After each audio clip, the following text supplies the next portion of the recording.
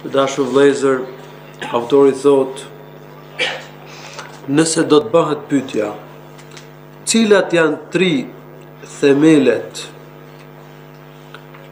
që duhet i njohë çdo njeri, thuaj, përgjigju, të njohë Zotin e tij, çdo njeri duhet të njohë Zotin e tij, fenë e tij dhe profetin e tij. Njeriu e njeh Allahun e lartësuar përmes disa gjërave. E para, duke vështruar krijesat e tij. Krijesat tregojnë për Allahun subhanahu wa ta'ala. Awalam yanzuru fi malakuti as-samawati wal-ardi wama khalaqa Allahu min shay. A nuk shohin ata në mbretërinë e qiejve dhe të tokës dhe në gjithçka që ka krijuar Allahu i lartësuar në qiej dhe në tokë?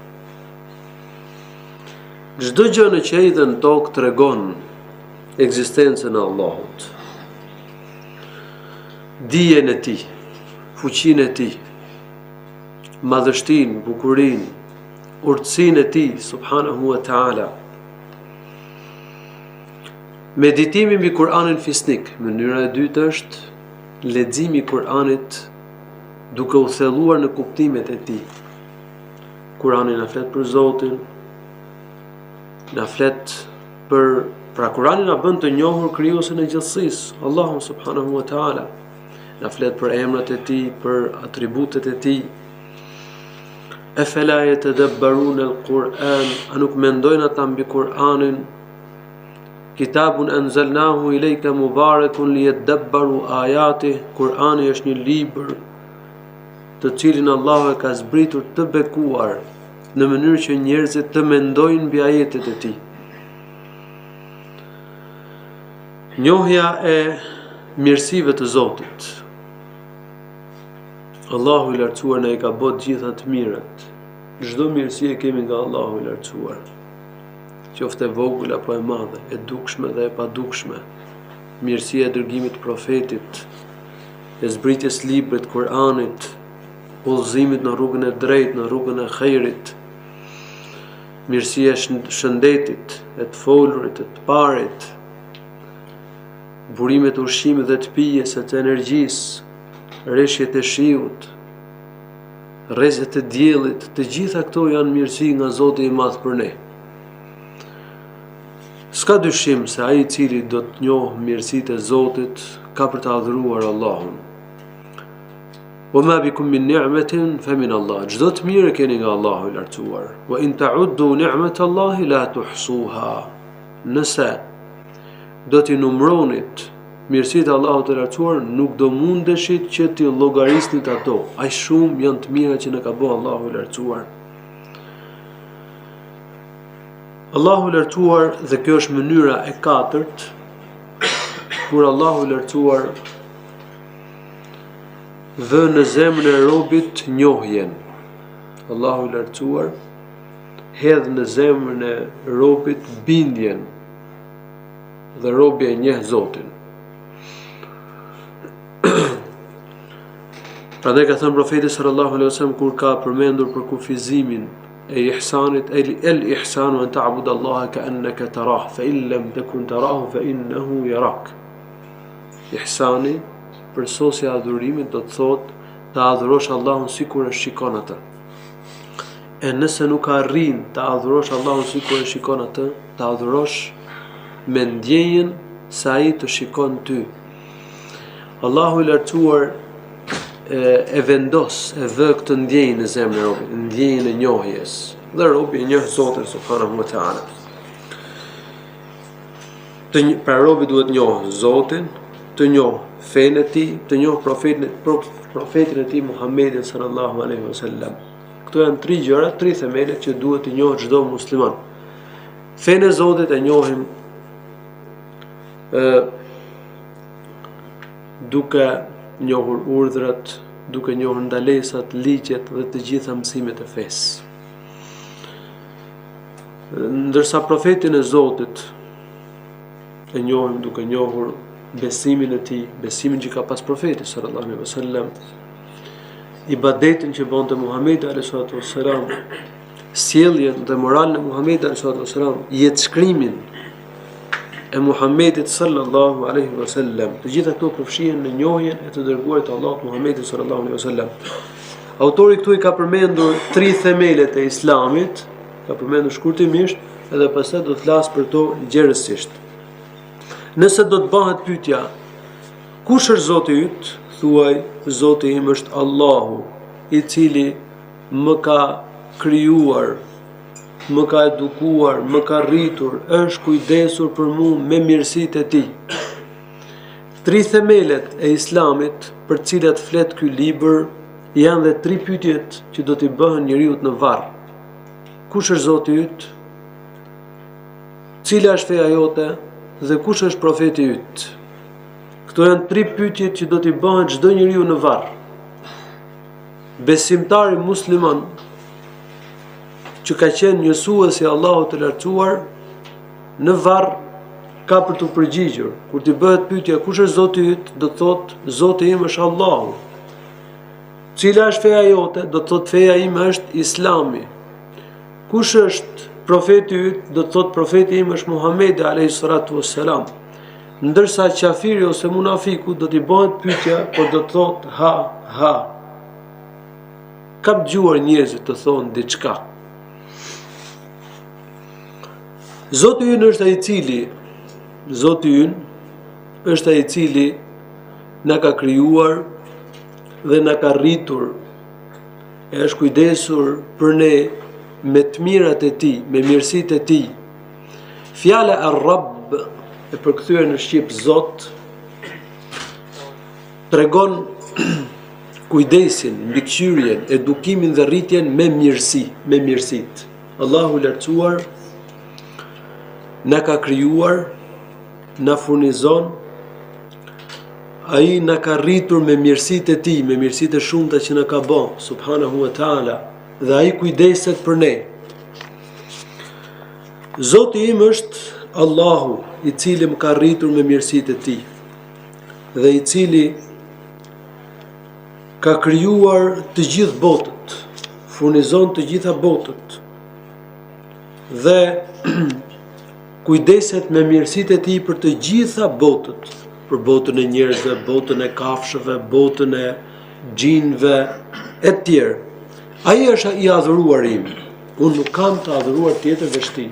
Nuk e bëj ibadetin për dikë tjetër veç Allahut të lartësuar. Argumenti për këto është fjala Allahut të lartësuar, Elhamdulillahi Rabbil Alamin. Lavdia i takon Allahut, Zotit të botëve. Fjala Elhamd, që me të cilën fillojnë disa suret Kur'anit dhe e cila përmendet në dhikre të ndryshme, lutje të ndryshme të cilat ne i bëjmë për Allahun subhanahu wa taala, përkthehet lavdi. Elhamdu do të thënë lavdia. Lavdia i takon Allahut të lartësuar. Kjo është një shprehje lavdrimi. Ti thurësh lavdi Zotit, ti bësh lavdi Allahut të lartësuar për atributet e larta që ka ai, për emrat e bukur që ka ai subhanahu wa taala, për madhështinë, për bukurinë, për fuqinë, për urtësinë e tij. Lavdia i takon Zotit, i takon Allahut, Zotit të botëve. Zoti i botëve është krijuesi i gjithësisë, është sunduesi i gjithësisë, është rregulluesi i punëve të gjithësisë. Ai që ka krijuar gjithësinë është vetëm Allahu. Dhe ai që sundon gjithësinë është vetëm Allahu. Dhe ai që rregullon punët e të gjitha krijesave është Allahu subhanahu wa taala. Për ta kuptuar çështjen e rregullimit të punëve, po jap një shembull. Drejtuesi i një ndërmarrje rregullon punët e ndërmarrjes. Ministri rregullon punët e një ministrie, drejtori punët e një drejtorie. Zoti i Madh rregullon punët e të gjitha krijesave. Nuk ka kush i rregullon punët përveç Allahut subhanahu wa taala. Wa man yudabbiru al-amra fasayaquluna Allah. Ndër të tjera, nëse do të bëhej pyetja i dhujtarëve të kohës Muhamedit sallallahu alaihi wasallam se kush i rregullon punët e krijesave, ata kishin me ata do të thoshin Allahu subhanahu wa ta'ala. Rregullimi i punëve është një atribut hyjnor dhe siç e kemi thënë tauhidi rububie ka të bëjë me veprat hyjnore, me veprimet dhe atributet hyjnore. Krijimi është një atribut i Zotit. Sundimi, furnizimi i krijesave, rregullimi i punëve të krijesave. Çdo gjë veç Allahut është krijesë. Ka vetëm një krijues vetëm një krijues. Dhe gjithçka tjetër veç Allahut është krijesë e Allahut të lartësuar. Dhe unë jam njëri nga krijesat që i ka krijuar Allahu i lartësuar. Nëse do të bëhet pyetja, vazhdon autori. Në çmë mënyrë e ke njohur Zotin tënd, thuaj me shenja dhe krijesat e tij. Me argumentet dhe krijesat e tij. Argumentet e Allahut të lartësuar janë ajetet e Kur'anit. Këto argumentet e Kur'anit. Dhe krijesat gjithashtu tregojnë për Allahun e lartësuar. Kështu që për Zotin e Madh dëshmojnë ajetet e Kur'anit dhe krijesat. Çdo krijesë dëshmon për Allahun subhanahu wa ta'ala. Është shenjë që tregon për krijuesin e gjithësisë. Nuk ka grimc në gjithësi që nuk tregon për Allahun subhanahu wa ta'ala. Ndër shenjat e Allahut është nata dhe dita, dielli dhe hëna. Nga krijesat e Allahut të lartësuar janë qejt, 7 qejt, 7 tokat dhe gjithçka që gjendet në to dhe ndërmjet tyre. 7 qejt, 7 tokat, gjithçka që gjendet ndërmjet tyre, gjithçka që gjendet në to janë shenja të cilat tregojnë për Allahun subhanahu wa ta'ala. Në kohën tonë, njerëzit, materialistët, mashtrojnë njerëzit me bëmat dhe veprat e shkencës. Në gjatë regjimit komunist në Shqipëri, nga vitet 70, u vendosu për hap rrjeti elektrik në të gjithë Shqipërinë.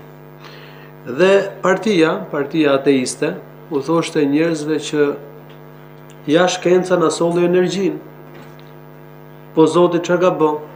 Feja çfarë ka bën? Çfarë ka sjell Zoti? Çfarë ka sjell feja? Kështu fusin dyshime njerëzve për të lëkundur në besimin tek Allahu dhe tek dita e gjykimit. Në fakt shenjat që tregojnë për Allahun subhanahu wa ta'ala nuk kanë të sosur. Ka pafundësi shenjash, se gjithësia e tërë tregon për Allahun subhanahu wa ta'ala. Por nëse llampa elektrike tregon për bëmat e shkencës, dielli, që është burimi më i madh për energjisë, tregon veprën madhështore të Allahut subhanahu wa ta'ala. Krijuesi i diellit është Allahu. Edhe ateistit ne i themi, a është e mundur që hidrocentrale të bëhet hidrocentrali, stacioni elektrik, rrjeti elektrik, montimi llampave elektrike të bëhet rastësisht? Padyshim ka me thonë jo. Po dielli, çlirimi i energjisë, rrezet e diellit që vinë në tokë, dita dhe nata, cilat vinë me sistem, me rregull, këto janë bërë rastësisht? Ka logjik që e pranon këto? Kështu që dita dhe nata, dielli dhe hëna, qejt e lartë, 7 tokat, gjithçka që gjendet në tokë dhe ndërmjet tyre, dëshmon për krijuesin e gjithësisë, Allahun subhanahu wa ta'ala. Allahu i lartësuar thot, argumenti i Kur'anit, "Wa min ayatihi al-laylu wan-nahar wash-shamsu wal-qamar, la tasjudu lish-shamsi wala lil-qamar, wasjudu lillahi alladhi khalaqahunna in kuntum iyyahu ta'budun." Ndër argumentet e Allahut, ndër shenjat e tij, është nata dhe dita, dielli dhe hëna. Mos bëni sejdë as për diellin dhe as për hënën, por për uluni në sejdë vetëm për Allahun i cili ka krijuar ato, nëse ju adhuroni vetëm ata. Gjithashtu Allahu i lartësuar thotë në Kur'an, "Inna rabbakumullahu alladhi khalaqa as-samawati wal-ardha fi 6 ayamin thumma istawa 'ala al-'arsh yughshi al-layla an-nahara yatlubuhu hathitha wash-shamsa wal-qamara wan-nujuma musakhkharatin bi-amrihi ala lahu al-khalqu wal-amru tabarakallahu rabbul alamin." Me të vërtetë Zoti juaj është ai i cili krijoi qiejt dhe tokën në 6 ditë. E pastaj u ngrit lart mbi arsh. Ai e mbulon ditën me natën dhe natën me ditën. Bën që dita, që nata me errësirën e saj ta fshi, ta zhduk ditën. Dhe dita me dritën e saj të zhduk natën. Është edhe dielli dhe hëna, edhe yjet, të gjitha këto janë të nënshtruara urdhrit të Allahut. Lisinë e lëvizjes së tokës, lëvizjes së diellit, të lëvizjes së hënës, të rrotullimit dhe lëvizjes së natës dhe ditës, e ka dhënë Allahu i lartësuar. Lisitë e gjithësisë i ka dhënë Allahu. Burimet e ushqimit, të pijes dhe të energjisë i ka dhënë Zoti i Madh Allahu i lartësuar. Allahu i lartësuar atij i krijoi, i takon krijimi, ai ka krijuar gjithësinë dhe el-amr, el-khalq wal-amr. El-khalq është krijimi, el-amr është urdhërimi, komandimi, rregullimi i punëve të gjithësisë. Këtu hyn ligjësitë e gjithësisë. Kush i ka vënë ligjësitë e gjithësisë? Allahu. Dhe ligjet fetare i ka vënë po Allahu subhanahu wa taala. Si ligjet krijuese dhe rregulluese, që janë el-amru al-kauni, edhe ligjet fetare i vë Allahu i lartësuar, askush tjetër përveç tij. Tebarakallahu rabbul alamin. I madhëruar, i bekuar është Allahu, Zoti i botëve. Ky ajet përmban disa shenja, disa fakte që flasin për Allahun, shprehin ekzistencën, fuqinë, madhështinë, sundimin absolut të Allahut të lartësuar. Së pari, Allahu ka krijuar qiejtë dhe tokën në 6 ditë. Allahu mund t'i krijonte edhe në një moment, por Allahu i lartësuar ka bërë që gjërat ka vënë shkaqet dhe gjërat që rrjedhin nga shkaqet. Ngritja e Allahut të lartësuar mbi arsh. Allahu i lartësuar është në lartësi mbi arsh. Me qenien e tij është mbi arsh. Por padyshim kjo tregon se dhe sundimi i Allahut është absolut. Ai sundon gjithçka, është mbi krijesat e tij dhe sundon çdo gjë. Krijimi i krijesave të mëdha, si dielli, hëna, 7 qejt, toka, nata dhe dita, tregojnë se Zoti i Madh ka fuqi absolute, se sundimi i tij nuk ka kufi, se ai ka dije përfshirëse, se ai ka urtësi në çdo gjë që bën, subhanahu wa taala.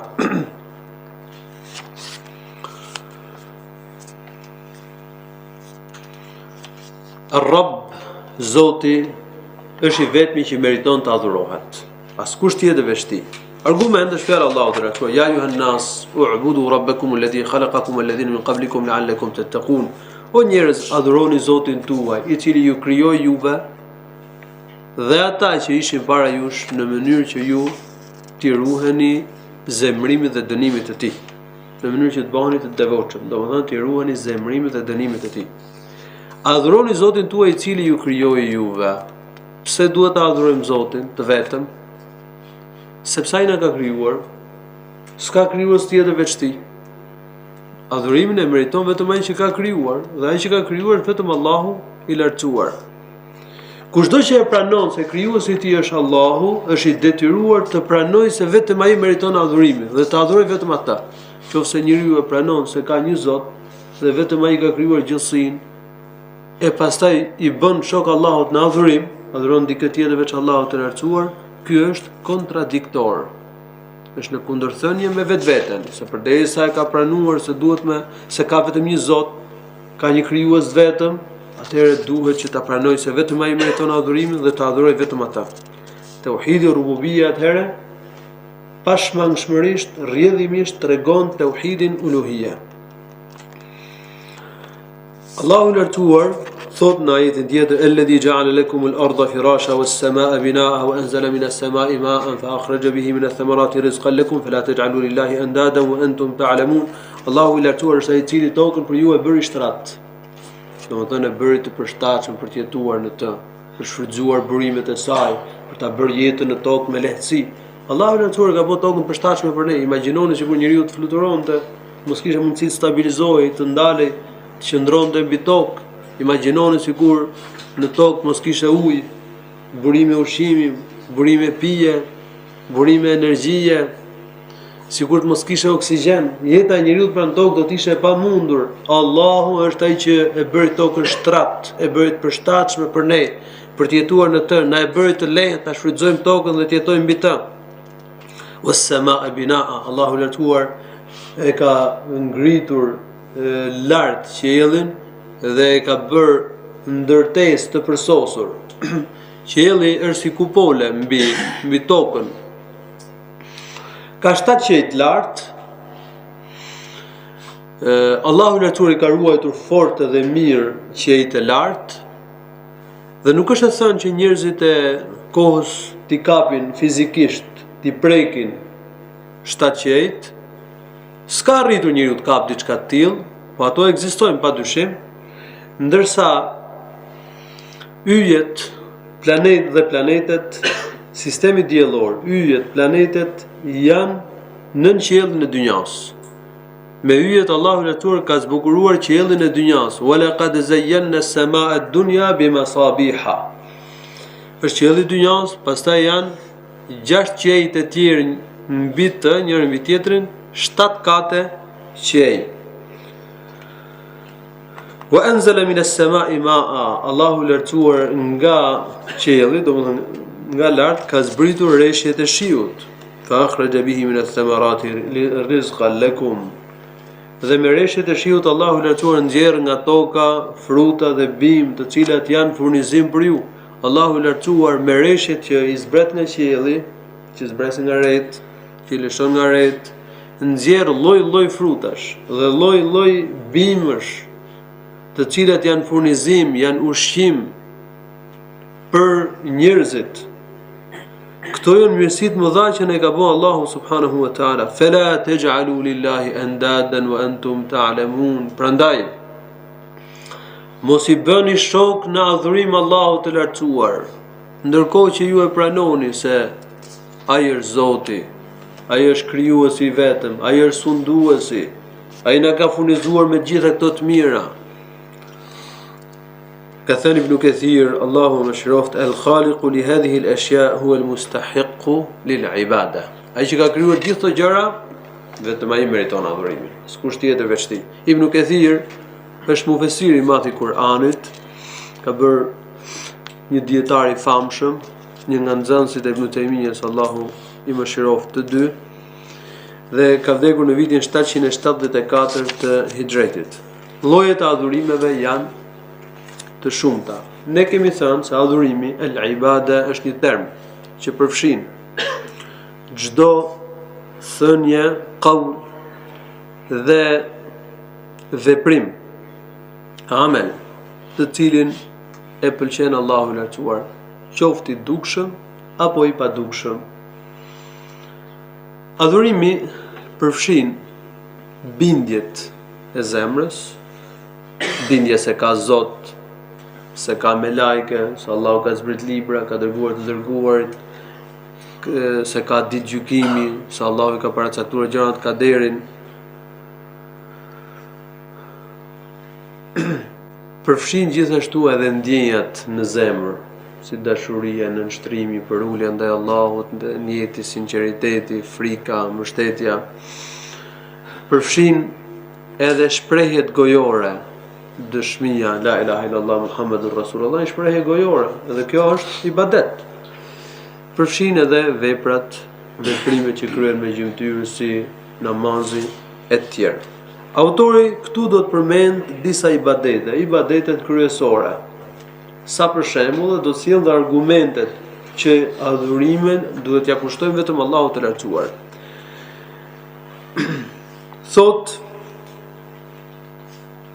llojet e adhurimeve për cilat na ka urdhëruar Allahu i lartësuar si Islami, imani, ihsani. Këto janë 3 rangjet e fesë për cilat do të flas më pas inshallah taala. Po të marrim parasysh faktin që adhurimi përfshin të tërë fenë, edhe bindjet, edhe shprehjen e gojës, edhe veprimet me gjymtyr, edhe ndjenjat e shpirtit që janë amelul qalbi, veprimet e zemrës.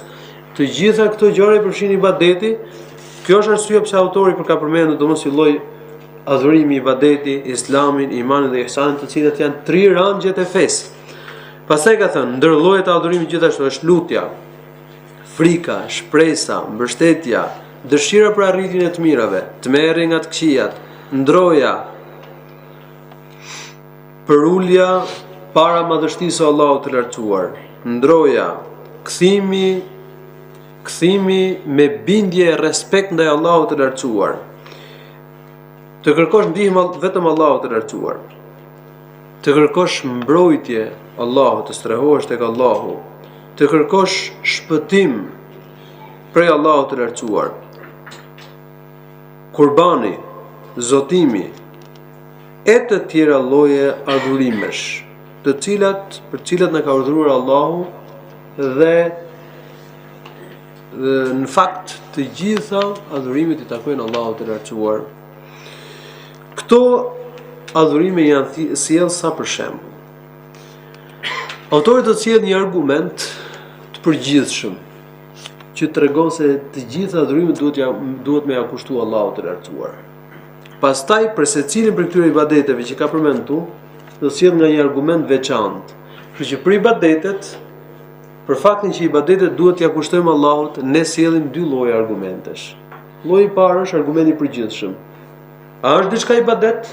Po, përderisa është ibadet duhet me ia kushtuar Allahut. Edhe nëse nuk gjen argument veçantë për të, mjafton që ajo është ibadet. Çfarë është ibadet? Diçka për cilën ka urdhëruar Zoti. Nëse Allahu ka urdhëruar për diçka që më e bëj, është ibadet. Nëse Allahu ka lavdëruar një vepër, një punë, kjo do të thotë që ajo është ibadet. Nëse Allahu pëlqen që të bëhet një punë, e pëlqen në një ajet Kur'anit apo profeti sallallahu alaihi wasallam ka nxitur për një punë, ajo punë është ibadet. Dhe këto punë duhet t'ia kushtojmë vetëm Allahut, t'ia drejtojmë vetëm Zotit, askujt tjetër veçti. Argumentet e përgjithshme mjaftojnë për këtë. Si ajeti wa anal masajida lillah fala tad'u ma Allahi ahada. Xhamit janë për Allahun. Xhamiet janë vendet ku ne bijmë në sejdë. Ku i bëjmë sejdë Allahut. Xhamit janë vetëm për Allahun. Prandaj mos adhuroni tjetër kënd bashkë me Allahun. Mos adhuroni dikë ose diçka tjetër bashkë me Allahun subhanahu wa ta'ala. Autori thot, kushdo që e bën ndonjë adhurim për dikë tjetër, diçka tjetër veç Allahut, ai është idhujtar, mushrik. Mushrik do të thotë idhujtar, qafir. Argument është fjalë Allahut të lartësuar, "Wa man yad'u ma Allahi ilahan akhar la burhana lahu bih, fa inma hisabuhu 'inda rabbih, innahu la yuflihu al-kafirun." Kushdo që lut dikë tjetër bashkë me Allahun, duke mos patur argument për diçka të tillë, llogarinë do ta ketë tek Zoti i tij. Me të vërtetë Allahu i lartësuar nuk ka për të shpëtuar qafirat. Kushdo që lut dikë tjetër veç Allahut, duke mos patur argument. Kushdo që lut dikë tjetër veç Allahut s'ka argument.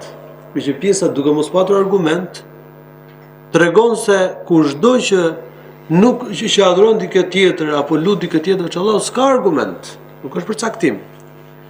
Por është sqarim dhe theksim që kushdo që adhuron dikë tjetër veç Allahut nuk ka argument. Ka për pas llogaritë rënd ka Allahu nëse vdes në këtë gjendje pa bërë tobe. Dhe ajo qafir se Allahu thotë innahu la yuflihu al-kafirun, Allahu i lartësuar nuk ka për të shpëtuar qafirat. Tani do t'i marrim këto adhurimet që ka përmendur autori një nga një. Edhe do sjellim argumentet për to. Por e tham, për secilin prej tyre vlejnë argumentet e përgjithshme. Tani do sjellim argumente veçanta për secilin prej tyre nga një argument apo 2 e kështu me radhë. Për lutjen, autori ka sjellë një hadith në cilin profeti sallallahu alaihi wasallam ka thënë ad-du'a'u mukhul ibada. Adhurimi është, lutja është thelbi i adhurimit. Ky hadith është i dobët, por ka një hadith tjetër që na jep të njëjtin kuptim. hadithi I transmetuar nga Nu'man ibn Bashir radhiyallahu anhu se profeti sallallahu alaihi wasallam ka thënë ad-du'a huwa al-ibada. Lutja është adhurimi.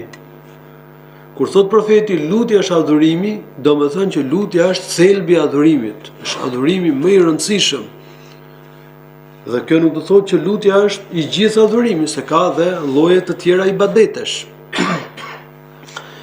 Kjo shprehje është e ngjashme me fjalën e profetit sallallahu alaihi wasallam, haxhi është Arafati. Kjo nuk do të thotë domosdoshmë se I tërë haxhi është qëndrimi në Arafat, por shtylla kryesore e haxhit është Arafati, po ka edhe kushtet e tjera të haxhit. Profeti sallallahu alaihi wasallam në vazhdim të hadithit pastaj ka lexuar ajetin e Kur'anit wa qala rabbukum ud'uni astajib lakum innal ladhina yastakbiruna an ibadati sayadkhuluna jahannama dakhirin. Zoti juaj ka thënë lutmeni mua t'u përgjigjem. Me të vërtetë ata të cilët tregohen kryelar ndaj adhurimit tim do të hyjnë në zjarrin e xhehenemit të nënçmuar, të poshtruar. Allahu I lartësuar thot lutmeni t'u përgjigjem. Lutja përfshin edhe kërkesën, edhe rritet e adhurimit. Edhe rritet e adhurimit ibadetet si namazi, agjërimi e tjerë në fakt konsiderohen dua, lutje, sepse përmes tyre njeriu kërkon diçka. Nuk e kërkon diçka, se namazin ne e kryejmë me shpresë për të arritur të mirat e Allahut dhe me frikë nga dënimi I Allahut të lartësuar, kështu që nëpërmjet kryerjes së ibadeteve ne kërkojmë diçka nga Allahu, ne I drejtohemi Allahut duke kërkuar diçka prej Tij.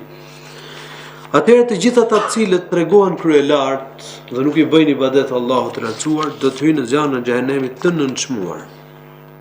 Argumenti I frikës. Duhet kemi parasysh diçka në lidhje me lutje. Lutja kushtuar Allahut është adhurim. Qofse njeriu lut një krijesë që nuk mund t'ia plotësojë kërkesën, për shembull lut një të vdekur, ose lut dikë që nuk është I pranishëm dhe s'mund ta ndihmoj. Ky bën shirk të madh dhe del nga feja islame. Ndërsa nëse njeriu lut dikë që është I gjallë dhe I pranishëm për diçka që mund ta bëj, kjo nuk quhet shirk, s'ka gjë. Argumenti I frikës, Allahu lartësuar thotë إنما ذلكم الشيطان يخوف أولياءه فلا تخافوهم وخافوني إن كنتم مؤمنين. Ai e qenë shejtani I cili ju ka friksuar juve prej ndihmësave, prej miqve të tij. Është fjala për periudhën pas, domethënë shkaku I shpalljes së këtij ajeti është periudha pas luftës së Uhudit, kur profeti dhe sahabët u vunë në ndjekje të idhujtarëve. Shejtani doshte të fuste frikën besimtarve, t'i friksonte prej miqve të tij. Miqtë e shejtanit janë idhujtarët. Dhe doshte më u fut frikën besimtarve prej tyre. Allahu I lartësuar thot fela takhafuhum wa khafuni in kuntum mu'minin. Mos keni frikë për tyre, por duhet ta keni frikën vetëm për meje në qoftë se jeni besimtar. Frika prej Allahut është adhurim. Të kesh frikë Zotit. Frika prej gjërave, frika e fshehtë, për shembull frika prej një tyrbeje, një vendi që njerëzit e quajnë të mirë, prej një të vdekuri, se mund të bëjë ndonjë dëm, se mund të shkaktojë diçka, se mund të japë ndonjë të keqe, është shirku I madh. Ka njerëz që kanë frikë prej idhujve, prej tyrbeve, prej të vdekurve, madje I friksojnë dhe besimtarët. Për shembull, po të flasin kundër një tyrbe, thonë kujdes, gjen në e keqe. Kjo është shirk. Frika e natyrshme, kur njeriu ka frikë nga një egërsir, ka frikë nga armiku, kjo nuk është shirk. Argumenti I shpresës. Allahu I lartësuar thot në Kur'an femen kana yarju liqa'a rabbih falyamal 'amalan salihan wa la yushrik bi'ibadati rabbih ahada. Shpresa, shpresosh të mirat. Shpresa është një ibadet zemre, edhe frika është një nga ibadetet e zemrës. shpresa prej Allahut, shpresosh të mirat e Zotit është adhurim, është ibadet. Dhe ne ibadetet i kryejmë me shpresë për të mirat e Allahut dhe me frikë nga dënimi i Tij. Ndërsa shpresa prej krijesave të cilat nuk kanë gjë në dorë, nuk mund të ofrojnë gjë, si për shembull kur njeriu shpreson diçka për një të vdekurit, për një tyrbe, për një vend që njerëzit e quajnë të mirë, është shirk. Është shirku i madh që njeriu në nxjerr nga feja.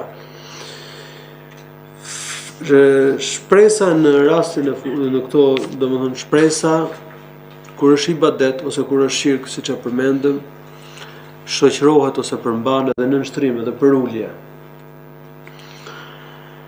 Ndërsa kur njeriu shpreson diçka prej një krijese, një njeriu që mund ta ndihmojë, mund t'ia jap diçka, s'ka gjë. Nuk hyn ke shirku. Pra nuk konsiderohet shirk. Pastaj varet se çfarë shpreson, ashtu duhet të ketë edhe gjykimin. Po nuk konsiderohet shirk. Allahu na thotë: "Men kana yarju liqa'a rabbih falyamal 'amalan salihan wa la yushrik bi'ibadati rabbih ahada." Kush shpreson takimin me Zotin e tij, kush shpreson shikimin tek Zoti i tij, le të bëj punë të mira. Punët e mira janë ato të cilat janë në përputhje me sunetin e Muhamedit sallallahu alaihi wasallam. "Wa la yushrik bi'ibadati rabbih ahada." Dhe të mos i bëj shok në adhurim Allahut të lartësuar asgjë. Kush shpreson takimin me Zotin e tij, shpresa është një ndjenjë në zemër. Është një nga punët e zemrës. Le të bëj punë të mira. Cilat janë punët e mira? Janë ato punë të cilat kryhen në përputhje me sunetin e Muhamedit sallallahu alaihi wasallam. Me i krye ibadetet siç i ka bërë profeti sallallahu alaihi wasallam, namazin, agjërimin, haxhin e kështu me radhë. Dhe e dyta, me i bë punët me sinqeritet për Allahun, mos me i bë shok Allahut të lartësuar në adhurim. Edhe syefajësia është një nga llojet e hyn ke shirku. Por syefajësia është shirku vogël. Ky ajet ka përmendur dy kushtet e pranimit punës tek Allahu i lartësuar. Kushti i parë është që puna të jetë në përputhje me sunetin e profetit. Dhe kushti i dytë që puna të kryhet për Allahun. Kryhet me sinqeritet për Allahun subhanahu wa taala. Nëse njeriu nuk i përmbush këto kushte, ose nëse nuk ka njërin për këtyre dy kushteve, puna nuk i quhet e pranueshme tek Allahu i lartësuar. Argumenti i mbështetjes. Ç'është mbështetja? Tawakkul. Ti dorëzosh punët Allahut. Ti mbështetesh Allahut të lartësuar.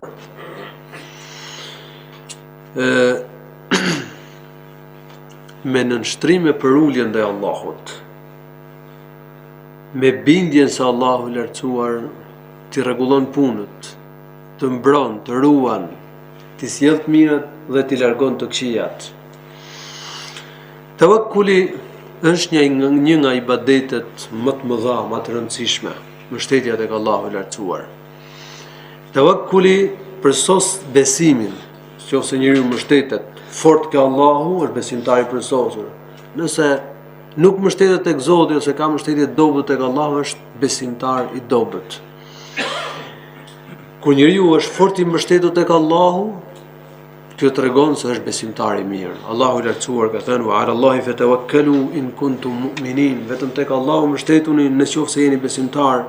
Po ashtu thotë: "Wa man yatawakkal 'ala Allahi fa huwa hasbuh." Kush i mbështetet Allahut, Allahu i lartësuar ka me i mjaftuar ati, ka me i rregulluar punët ati. Muhamedi sallallahu alaihi wasallam ka thënë hadith: "Hasbunallahu wa ni'mal wakil." Ose ka treguar Abdullah ibn Abbas radhiyallahu anhu ka thënë: "Hasbunallahu wa ni'mal wakil." Ne na mjafton Allahu dhe sa rregullues i mirë i punëve është ai. E ka thënë Ibrahim alayhi salatu wasalam kur e flakën në zjarr. Dhe e ka thënë edhe Muhamedi sallallahu alaihi wasallam kur ndodhej në shpellë dhe afrohen i dhujtarët për ta zënë. Hasbunallahu wa ni'mal wakil. Na mjafton Allahu dhe sa rregulluesi i mirë i punëve është ai, sa mbrojtës i mirë, sa ndihmës i mirë është Allahu subhanahu wa taala. Mbështetja është disa llojesh. Mbështetja tek Allahu është adhurim. Mbështetja e fshehtë, kur njeriu mbështetet tek një i vdekur, një tyrbe, një vend që njerëzit e quajnë të mirë, ose tek një idhull, për arritjen e të mirave ose largimin e të këqijave dhe të zezave është shirk. Kur njeriu mbështetet tek gjëra të tilla si të vdekurit, shejtorët si i quajnë krishterët, evliat e vdekur si i quajnë, evliat e vdekur si i quajmë ne muslimanët. Normale që shejtorët, domethënë, nuk janë shejtorët ata të cilët krishterët i quajnë të shenjtë, por miqët e dashur të Allahut të lartësuar, është Isa dhe ata të cilët kanë pasuar me dinjitet dhe pastërti Isain para dërgimit Muhamedit sallallahu alaihi wasallam, ndërsa të tjerët që i kanë bërë shenjtë krishterët, nuk besimi i tyre nuk është i vërtetë. Por ne po flasim domethënë për mbështetjen. Ka njerëz që mbështeten në sende të tilla, në gjëra të tilla. Ata të cilët mbështeten në gjëra të tilla besojnë se subjekte të tilla largojnë të keqen prej tyre ose u sjellin të mirat atyre. Prandaj mbështeten tek ata. Kjo konsiderohet mbështetje në shkaqe ose gjëra të fshehta. Besojnë se këta kanë veprime të fshehta në gjithësi. E kjo është shirku më që nxjerr robin nga feja. Lloji i tretë i mbështetjes, kur njeriu mbështetet ke shkaqet, është me të vërtetë diçka shkak për të mbajtur, shem rroga, vendi i punës, ose një drejtor që të ka vënë punë. Këto janë shkaqe. Por njeriu nuk duhet që ta lidh zemrën me shkaqet, duhet që t'i mbështetet Allahut dhe të mos jetë fortizon mas shkaqeve, të mos e lidh zemrën me shkaqet. Nëse njeriu e lidh zemrën me shkaqet, njeriu e ka të zemrën të lidhur me shkaqet kur ka marak të madh, thot po që se dola nga puna, po që se më ndërprer rroga, mora fund. Ka marak dhe ka shqetësim të madh. Kjo tregon se ky njeriu vështron shkaqet dhe zemrën e ka të lidhur me shkaqet. Nëse njeriu se ka problem, thot jam mbështet Allahut, çdo që të bëhet. Ika nga ky vend pune, Allahu do më gjej një vend tjetër pune.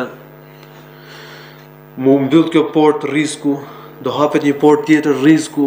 Kur njeriu ka siguri ke Zoti, ka qetësi, ka mbështetje tek Allahu i lartësuar, atëherë domethënë ky njeri ka përmbushur mbështetjen. Në të kundërt, besimi i tij ka mangësi. Argumenti i dëshirës për arritjen e të mirave, rrëghve, i tmerrit nga të këqijat dhe për uljes para madhërisë së Allahut të lartësuar. Atëherë ar-raghba do të thotë dëshira për arritjen e të mirave. Ar-rahba tmerri nga të këqijat. El-khushu' për ulja para madhështisë së Allahut të lartësuar. Argumente për gjitha këto janë ndjenja të zemrës. Dëshira pra tmerri, për ulja, të gjitha janë ndjenja të zemrës, punë të zemrës. Allahu thotë إنهم كانوا يسارعون في الخيرات ويدعوننا رغبا ورهبا وكانوا لنا خاشعين. Allahu flet për robërit më të mirë, për profetët. Thot ata nxitonin në veprimin e punëve të mira dhe na luteshin neve me dëshirë dhe me frikë, me dëshirë për arritjen e të mirave të Zotit dhe me tmerr, me frikë nga dënimi i Allahut, nga zemrimi i Allahut, nga pasojat e gjunaheve. Dhe ata ishin të përulur ndër nesh. Adhurimet duhet i bëjmë me shpresë dhe me frikë, me dëshirë për arritjen e të mirave të Zotit dhe me frikë nga dënimi i Allahut subhanahu wa taala. Kështu duhet të jetë besimtari. Duhet të ketë edhe frikë edhe shpresë. Frika dhe shpresa për besimtarin në rrugtimin e tij drejt Allahut të lartësuar janë si krahët e shpendit. S'mund fluturojë shpendi vetëm me një krah. Argumenti i ndrojës është fjala Allahu subhanahu wa taala, fala takhshawhum wakhshawni. Ndroja në fakt është frika, po është diçka më e veçantë, kanë thënë dietarët. Se ndroja është rezultat i bindjes dhe dijes që ka njeriu mbi madhështinë e Allahut të lartësuar dhe pushtetin e tij absolut. Kur njeriu e njeh madhështinë e Zotit, e njeh fuqinë e tij, e njeh sundimin e tij absolut, se gjithçka është në dorën e tij dhe ai mund të bëjë gjithçka, ja ka frikën më shumë. Prandaj Allahu lartuar thotë në Kur'an inna ma yakhsha Allah min ibadihi al-ulama. Njerëzit që kanë frikë Allahun lartësuar nga robërit e tij janë të diturit. Njerëzit që kanë frikë Allahun lartësuar janë vetëse të diturit. Sa më shumë dihet këtë robi, aq më shumë e ka frikë Allahun subhanahu wa taala. Dhe dija e vërtet është ajo që të bën të frikësuar ndaj Allahut të lartësuar. Allahu thotë në Kur'an fala takhshawhum wakhshawni. Mos keni frikë për tyre, por keni frikë vetëm për meje. Argumenti i kthimit me bindje dhe respekt ndaj Allahut të lartësuar el-inabe. Me bindje dhe të kthehesh me bindje e respekt ndaj Allahut dhe të ruhesh nga gjunahet. Është fjala Allahut wa anibu ila rabbikum wa aslimu lah. Kthehuni me bindje e respekt tek Zoti juaj dhe dorëzohuni ndaj tij. Kthimi tek Allahu i lartësuar është i përafërt me kuptimin e tëubes. Dhe tëube do thotë me u kthy ke Zoti, me lënë gjunahet dhe me u kthy tek Allahu i lartësuar. Por ka thënë dietarët është diçka më e veçantë, sepse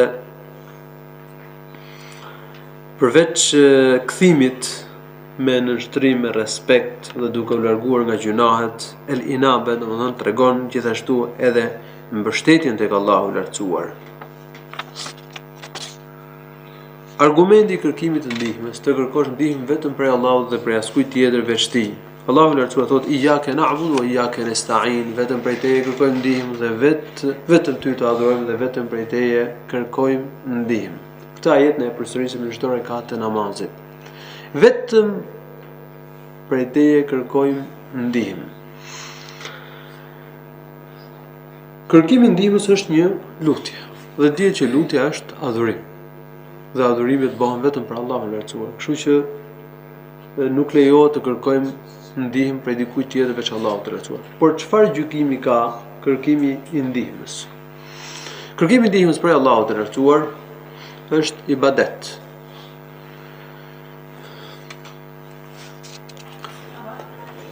Kërkimi i ndihmës prej një krijese që nuk mundet të ofrojë ndihmë, për shembull për një të vdekuri, ose një të pranishmi që një të papranishmi që nuk të ndihmon dot, është shirku i madh. Ndërsa kërkimi ndihmë nga një njeri, një krijesë e pranishme që mund të ndihmojë, nuk është shirk. Profeti sallallahu alaihi wasallam ka thënë hadith idha sta'anta fasta'in billah. Kur të kërkosh ndihmë, kërko vetëm prej Allahut të lartësuar. Argumenti i isti'adës, kërkimit të mbrojtjes. Të kërkosh mbrojtje, të kërkosh strehim. Allahu i lartësuar thotë qul a'udhu bi rabbil falaq. Thuaj mbrohem me Zotin e agimit. Qul a'udhu bi rabbil falaq min sharri ma khalaq. Prej sherrit të keqes së gjithçkaje që ai ka krijuar. Min sharri ma khalaq wa min sharri ghasiqin idha waqab. Dhe nga sherri i natës së errët kur hyn dhe mbulon krijesat me errësirën e saj. Nga sherri i natës kur mbulon krijesat me terrin, me errësirën e saj dhe të gjithë dëmtuesve që gjenden në të. Wa min sharri an-naffathati fil 'uqad. Dhe i lutem Allahut të më mbrojë dhe nga sherri i magjistricave,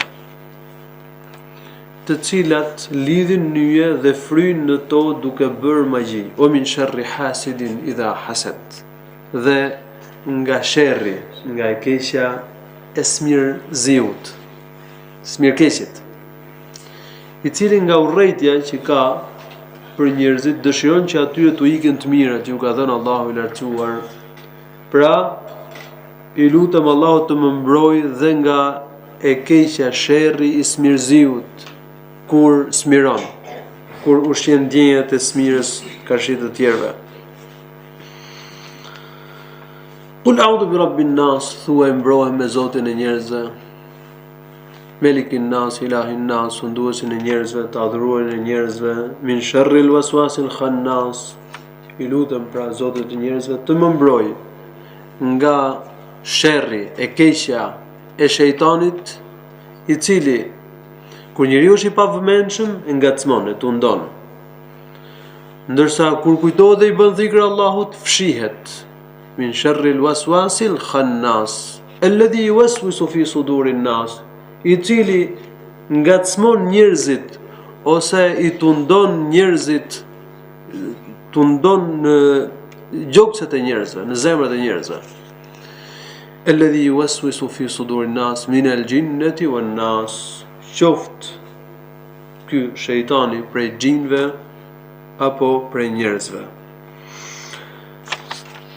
Kërkimi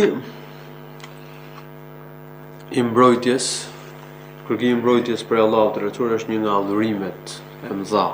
Kërkosh mbrojtje prej Allahut të lartësuar me nënshtrim dhe përulje ndaj tij, me bindjen se Allahu i lartësuar të mbron dhe ai të mjafton, ai të rregullon gjitha punët, dhe ai të ruan nga të gjitha të këqijat. Kërkimi mbrojtje prej krijesave të cilat nuk të mbrojnë dot, si prej të vdekurve, prej xhinëve, është shirk dhe nxjerr robën nga feja e Allahut të lartësuar.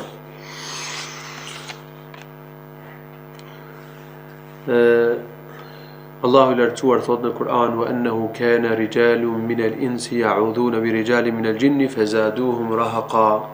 Ka patur burra për njerëzve të cilët kanë kërkuar mbrojtje dhe strehim tek burrat prej xhinëve, dhe kjo xhindi ka bën edhe më arrogant, edhe më keqbërës, edhe më të këqij. Në kohën e xahilijetit, kur udhtonte dikush dhe ndalen në një lugin, kërkonte mbrojtje prej të parit të fisit të xhinëve, thoshte: "A'udhu bi'azimi hadha al-wadi min sufaha'i qaumi." I lutem të madhit të kësaj lugine që të më ruaj nga mendjelehtet e fisit të tij.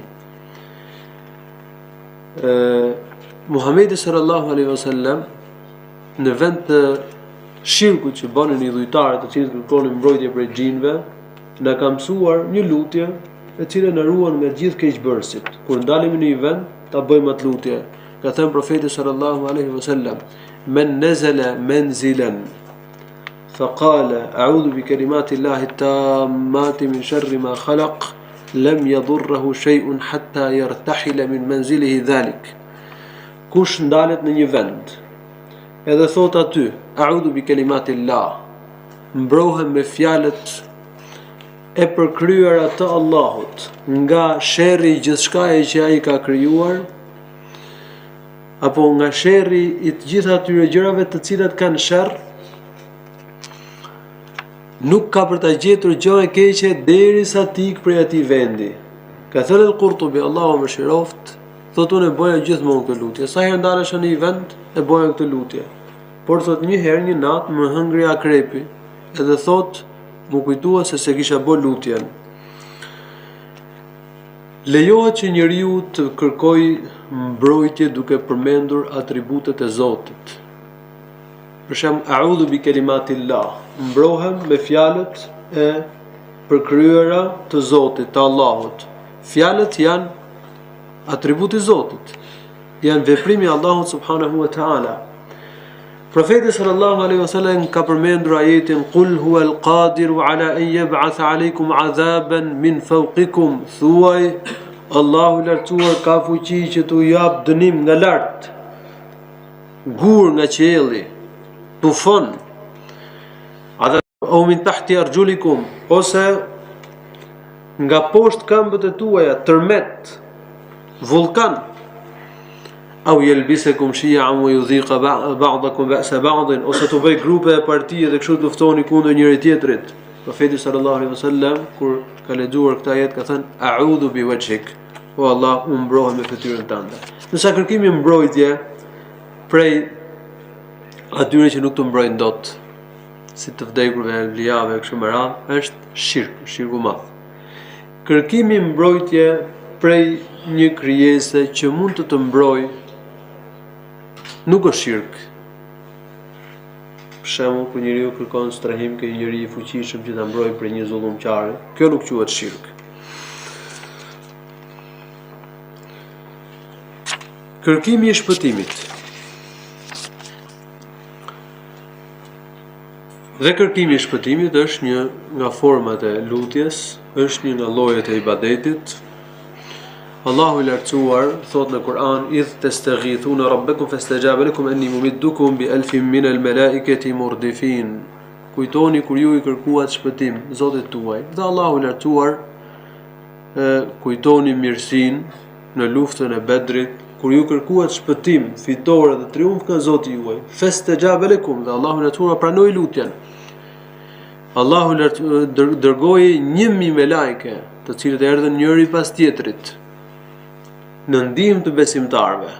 Muhamedi sallallahu alaihi wasallam kur pa numrin e idhujtarëve 1000, të cilët ishin përballë muslimanëve, numri i muslimanëve ishte 300 ca veta në luftën e Bedrit, shkon tek ajo çadra që ishte ngritur për profetin sallallahu alaihi wasallam dhe u kthye nga kibla, ngriti durrët dhe filloi bënte lutje Allahut të lartësuar: Allahumma in tahlak hadhihi al-isaba min ahli al-islam fala tu'badu fi al-ard. O Allah, ma plotso premtimin që më ke dhënë se në qoftë se do shkatërrohet ky grup prej muslimanëve, atëherë nuk ka kush të adhurojë në tokë. Dhe ndërkohë që po bënte lutje Allahut të lartësuar me ngulmim, po kërkonte Allahut të lartësuar, profeti sallallahu alaihi wasallam i bie rroba nga supet. Ebu Bekri radhiyallahu anhu shkon e mori rrobën e hodhi mbi supet e profetit sallallahu alaihi wasallam, e shtrëngon profetin sallallahu alaihi wasallam për supesh dhe i thot: O i dërguar i Allahut, mjafton lutje që i ke bë Allahut të lartësuar, se Allahu ka për ta përmbushur ty premtimin që të ka dhënë. Kërkimi shpëtim prej Zotit është ibadet atëherë. Nëse njeriu kërkon shpëtim prej të vdekurve, prej idhujve, tyrbeve, ky është shirk i madh që e nxjerr nga feja islame. Ndërsa nëse njeriu kërkon shpëtim prej një të gjalli, i pranishëm, i cili mund ta shpëtojë nga një rrezik, nga mbytje, nga djegje, diçka e tillë, nuk ka gjë. Argumenti i kurbanit. Kurbani duhet pritet vetëm për Allahun, dhe nuk lejohet pritet për dikë tjetër veç Allahut të lartësuar. Allahu thot në Kur'an: "Qul inna salati wa nusuki wa mahyaya wa mamati lillahi rabbil alamin la sharika lahu wa bidhalika umirtu wa ana awwalul muslimin." Thuaj me të vërtetë namazi im, kurbani im, jeta ime dhe vdekja ime janë për Allahun Zotin e botëve, la sharika lahu. Dhe nuk ka shok. Kurbani është për Allahun dhe duhet pritet vetëm për Allahun e lartësuar. Muhamedi sallallahu alaihi wasallam ka thënë: "La'an Allahu man dhabaha li ghayri Allah." Allahu e mallkoft atë që pret kurban për dikë tjetër veç Allahut të lartësuar. Kështu kurbani pritet vetëm në emër të Allahut dhe vetëm kushtuar Allahut. Po nëse njeriu e pret kurbanin në emër të Zotit, bismillah, por kushtuar një të vdekurin, një varri ose një xhini, si quhet ky kurban? Quhet shirk, edhe pse ka përmendur emrin e Zotit. Nëse njeriu kur pret kurbanin përmend emrin e një dervishi ose një tyrbe ose një idhulli, një krijese, ka bërë shirk të madh, sepse ka kushtuar kurbanin dikujt tjetër veç Allahut subhanahu wa taala. Argumenti i zotimit, ç'është zotimi? An-nadhr do të thotë që njeriu t'i bëj detyrë vetes, të ngarkojë veten për të kryer diçka të cilën nuk e ka argument, nuk e ka detyrë sipas argumenteve të shariatit. Allahu i lartësuar i ka lavdruar në Kur'an ata të cilët i përmbushin zotimet e tyre. Ka thënë: "Yufuna bin nadhri wa yakhafuna yawman kana sharruhu mustatira." Ata i përmbushin zotimet dhe ja kanë frikën një dite, domethënë ditës gjykimit, e keqja, dënimin në cilën është fort i përhapur tek njerëzit. Allahu i lartësuar pra i ka lavdruar banorët e xhenetit me faktin se ata i përmbushin zotimet. Zotimi për Allahun është një ibadet. Ndërsa nëse zotohet njeriu për të bërë diçka për dikë tjetër veç Allahut, ky quhet shirk. Po përmendim një zotim për Allahun, për ta kuptuar. dikush thot nëse Allahu do të më shëroj për kësaj smundje, kam më agjëruar 1 vit për Zotin, ose do pres 10 kurbane për Allahun. Ky quhet zotim. Ka ngarkuar veten me diçka që Allahu lecu nuk e ka bërë detyrë. Dhe në qoftë se shërohet, ky njeri ka detyrë që ta përmbush zotimin. Një formulë tashmë zotimi që është shirk. Për shembull, njeriu thot, do pres 1 kurban, zotohem të pres 1 kurban për filan dervish, për X tyrbe. Ky quhet shirku madh që e nxjerr nga feja. Zotimi atë për dikë tjetër veç Allahut është shirku madh që e nxjerr robin nga feja islame. Tashmë kemi parimin e dytë. Por koha ka mbaruar apo jo? Ka mund të shtyhet pasi që namazi i drekës është gjys në 2. Në rregull. 20 minuta. Vazhdojmë atëherë edhe pak. Parimi i dytë. Njohja e fesë islame me argumente. Islam do të thotë nënshtrim, dorëzim ndaj Allahut të lartësuar. Autori thotë el-islamu huwa al-istislamu lillahi bit-tauhid wal-inqiyadu lahu bit-ta'a wal-bara'atu min ash-shirki wa ahlihi.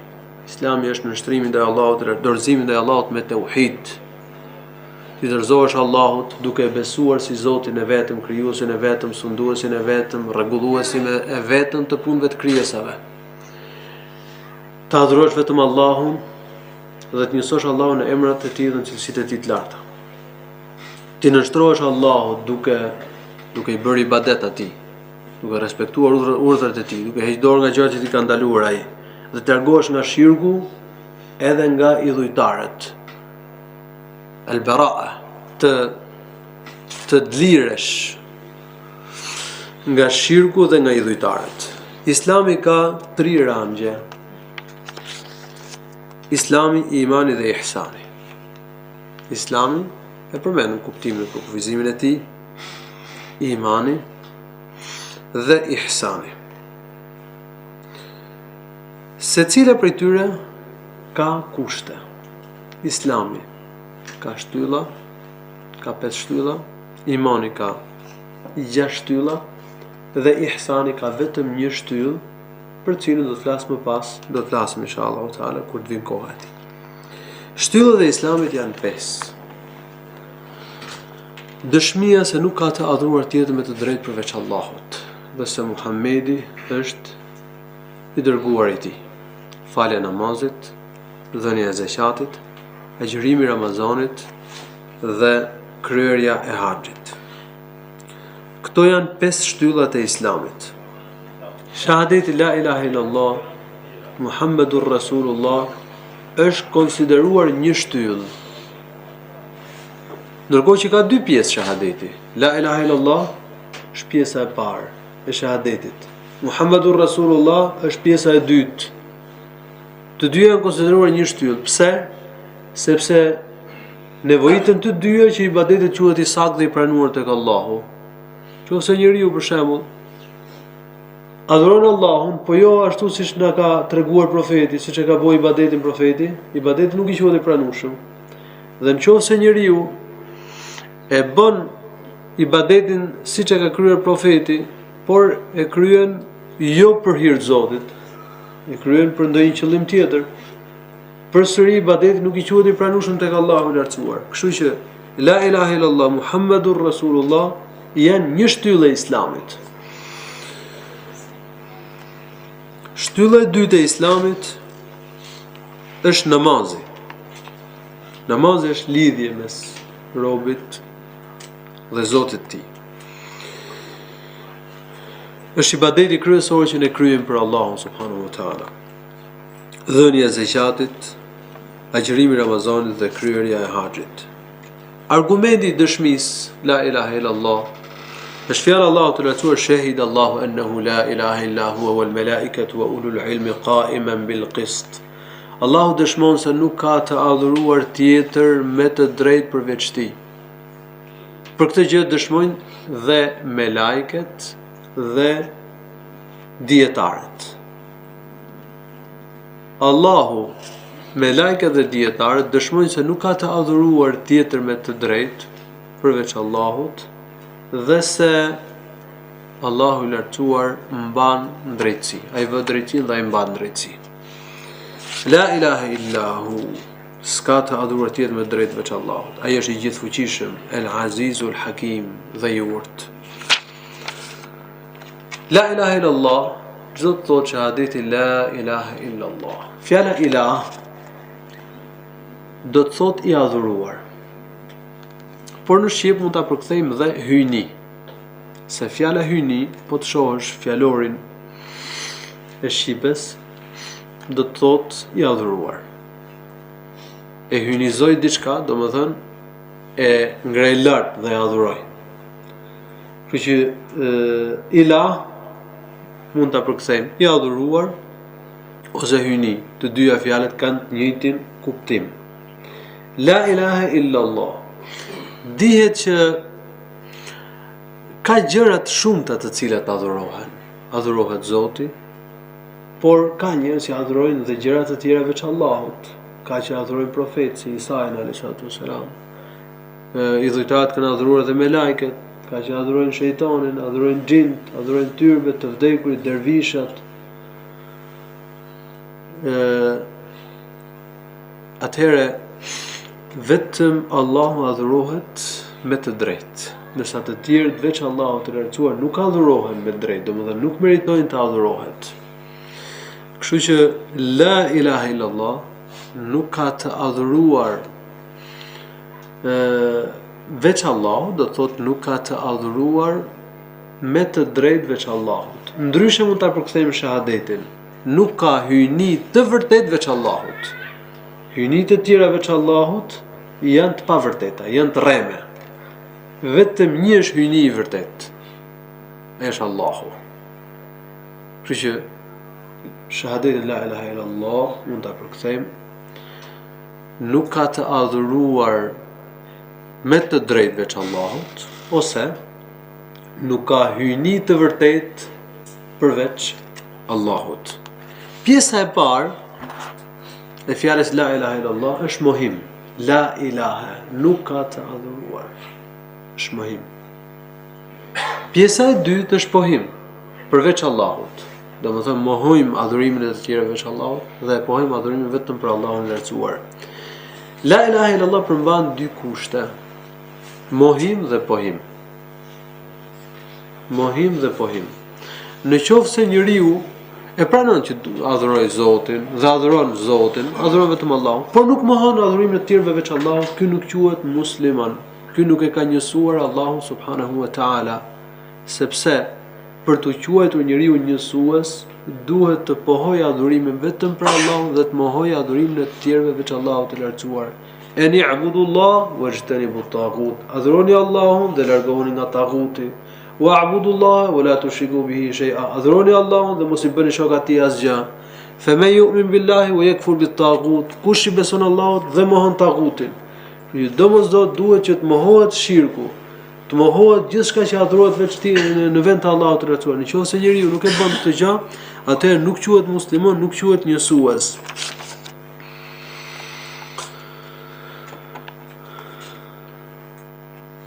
Allahu lartësuar ka thënë në Kur'an: "Wa idh qala Ibrahimu li abihi wa qawmihi innani bara'un mimma ta'budun illa alladhi fatarani fa innahu sayahdin wa ja'alaha kalimatan baqiyatan fi 'aqibihi la'allahum yarji'un."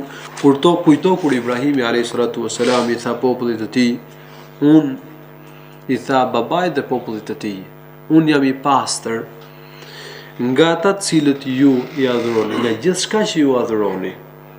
Përveç atij që më ka krijuar mua, ai do të më udhëzoj nga e marrë, nga rruga e drejtë.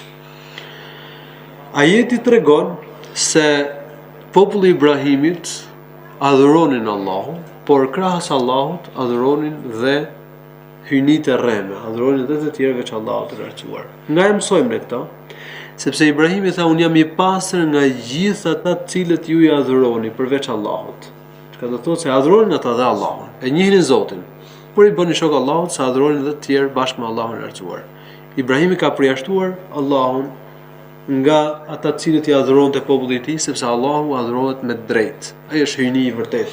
Ndërsa hyjnitë e tjera janë të rreme, janë pa vërteta dhe nuk meritojnë të adhurohen. Këtë fjalë, ky është kuptimi i fjalës la ilaha illallah, domethënë ta dëgjoni me vëmendje. Ka mohuar adhurimin e të tjerëve, është ka thënë që jam i pasur nga adhurimi i të tjerëve dhe thot adhuroj vetëm Allahun subhanahu wa taala.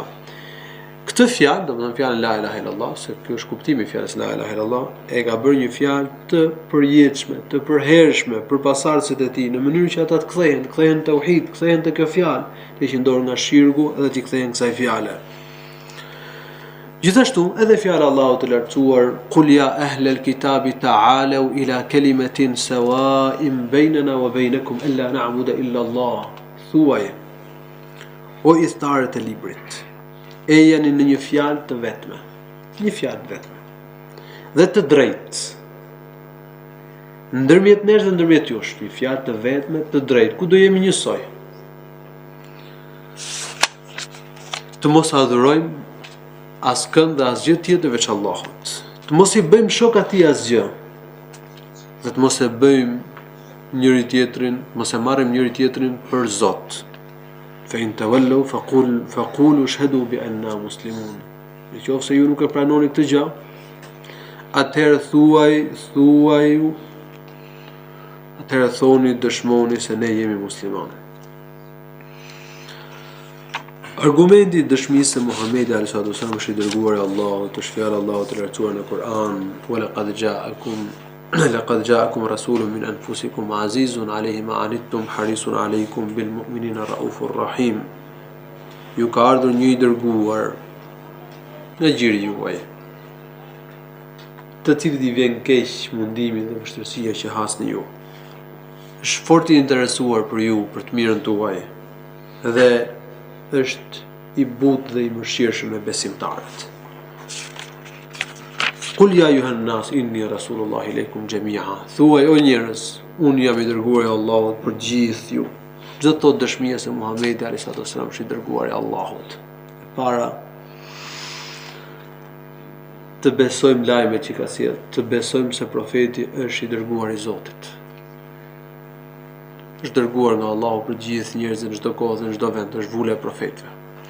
E dyta, të besojmë lajmet që na ka sjell profeti sallallahu alaihi wasallam nga Zoti i tij. E treta, të bindemi profetit, të zbatojmë urdhrat që na ka dhënë profeti. E katërta, të largohemi nga gjërat që na i ka ndaluar Muhamedi alayhi salatu wasalam. E pesta, të adhurojmë Allahun e lartësuar ashtu siç e ka urdhëruar profeti, sipas sunetit Muhammedit sallallahu alaihi wasallam. Ti referohemi për gjykim të dërguarit të Allahut Muhammedit sallallahu alaihi wasallam. Disa argumenti i namazit dhe i zeqatit, por edhe për shpjegimin e tauhidit, është fjala Allahut e lartësuar: "Wa ma umiru illa liya'budullaha mukhlisina lahu ad-din hunafa wa yuqimu salata wa yu'tu az-zakata wa dhalika dinul qayyima." Ata nuk janë urdhëruar për gjë tjetër vetëm se që të adhurojnë Allahun, duke bërë ibadetin, adhurimin vetëm për Allahun, të falin namazin, hunefa, duke qenë larg dhe të pastër, të distancuar, të njanuar nga shirku, të falin namazin dhe të japin zakatin. Kjo është feja e drejtë. Argumenti i agjërimit është fjala Allahut e lartësuar: "Ya ayyuhalladhina amanu kutiba alaykumus-siyamu kama kutiba 'alal ladhina min qablikum la'allakum tattaqun." O besimtar, Allahu i lartësuar po ka bërë detyrë agjërimin ashtu sikurse që detyrë edhe për njerëzit para jush, në mënyrë që ju të bëheni devotshëm, domethënë të ruani zemrimin dhe dënimin e Allahut të lartësuar. Argumenti i haxhit, dhe kjo është tylla e pestë e Islamit, është fjala Allahut të lartësuar: "Walillahi 'alan nasi hijjul bayti man istata'a ilayhi sabila." Allahu i lartësuar ka bërë detyrë njerëzve të kryejnë haxhin, por detyrë kanë ata të cilët kanë mundësi. Wa man kafara, dhe kush bën kufër, çka do të thotë se lënia e haxhit është kufër. Mos kryerja e haxhit për atë që ka mundësi është kufër. Por nëse njeriu nuk e mohon detyrën e haxhit, atëherë është kufër i vogël që nuk e nxjerr nga feja. O men kafara fa inna Allaha ghaniyun 'anil 'alamin. Kush mohon, le ta di se Allahu i lartësuar nuk ka nevojë për botët, nuk ka nevojë për krijesat. ne kemi nevojë për Allahun, ndaj I bëjmë ibadetet. Këtu do të ndalemi dhe pjesën tjetër të librit inshallah do të shpjegojmë në mësimin tjetër, të cilin do ta kemi masdite. Dhe lutem Allahun që ta bëjë dobishme